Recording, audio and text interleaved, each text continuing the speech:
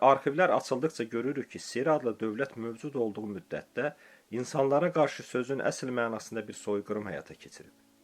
Burada gizli sınaq laboratoriyaları, ağlalmaz layihələr və hələ də açılmayan neçə gizli fəaliyyət bölmələri mövcuddur.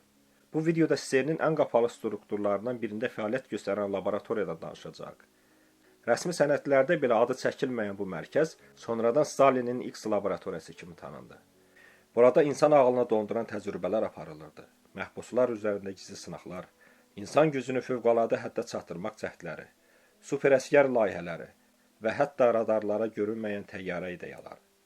İlkin Nəcəf yazır ki, Sovet hakimiyyəti qurulduqdan sonra Bolşevik hökuməti əməliyyat rabitəsinin şifrələnməsi problemi ilə məşğul olmağa başlayıb. Xalq Komissarları Şurasının fərmanı ilə fövqəladə komissiyanın tərkibində Gleb Bakyanın rəhbərlik etdiyi xüsusi kriptoqrafik şöbə yaradılıb.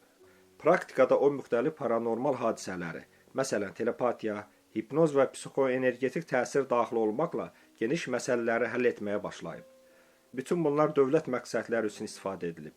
Beləliklə, şöbənin tərkibində gizli neuroenergetik laboratoriya yaradılıb.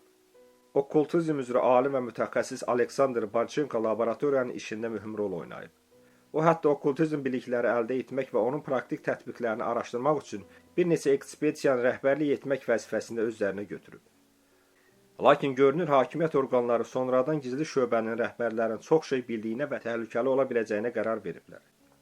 Barchenko və Bakıyan 1937-ci ilin may ayında Mason təşkilatı yaratmaqda ittiham olunaraq həbs ediliblər. Barchenko həbs edildikdən sonra onun bütün elmi əlyazmaları, o cümlədən eksperimental enerji sahəsinin effektlərinin metodologiyasına giriş əsəri müsadirə edilib. 25 aprel 1938-ci ildə tədqiqatçı və onun rəhbəri Gleb Bakıya edam edilib. Xüsusi şöbəyə gəldikdə isə o tezliklə yoxa çıxıb. Stalinin dövründə Dövlət Təhlükəsizlik Xidməti gizli toksikologiya laboratoriyası işlədib. O, xüsusi əməliyyatlarda istifadə edilənlər də daxil olmaqla zəhərli və psixotrop maddələr hazırlayıb sınaqdan keçirib.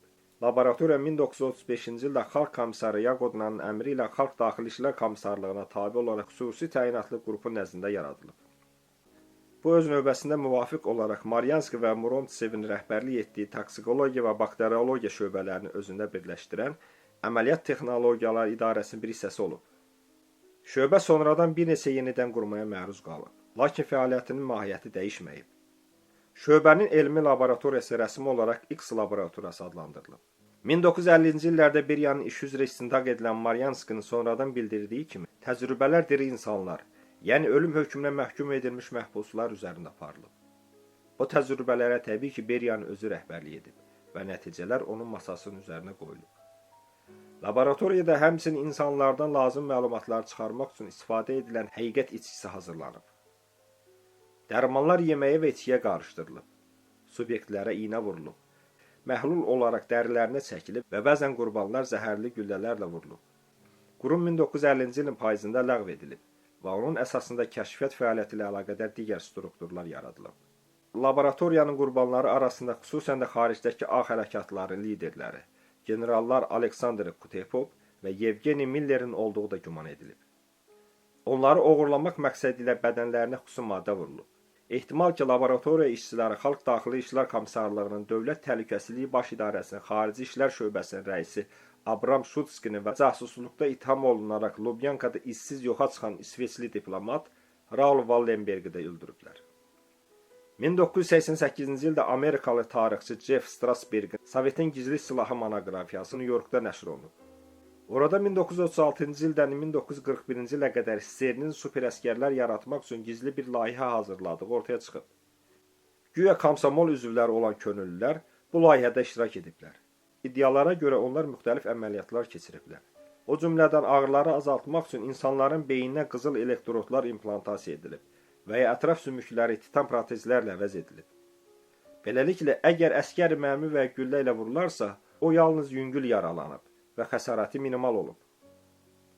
Müharibə başlayanda layihə müvəqqəti olaraq rəfə qoyulub. Maraqlıdır ki, iştirakçıların demək olar ki, hamısı cəbhədə həlak olub. Strasberg onları sadəcə məhv edildiyini irəli sürüb. Bu super əskərlər sadəcə çox təhlükəli şahidlər olublar. Atom bombasının ixtirası ilə də layihə tamamilə əhəmiyyətsiz hala gəlib. Həmçinin 1952-ci ildə İtalyan əsilli Rus təyyarə dizayneri Robert Ludvigoviç Bartinin görünməzliyə malik səsdən sürətli təyyarə üçün dizayn hazırladığı barədə məlumatlar da mövcuddur. Sınaq zamanı Bartini Donayev kimi təqdim edilib. Bir neçə şahid ifadəsində təyyarənin onların gözləri önündə yoxa çıxdığını və cihazlar tərəfindən aşkarlanmadığını, lakin sonra yenidən peyda olduğunu bildirib. Təyyarənin ilk sınaqlardan sonra söküldüyü deyilir. Layihə uğursuz hesab edilib, çünki onlar ardıcıl görünməzlik effektinə nail ola bilməyiblər. Çünki obyekt ən uyğun olmayan anda görünə bilib.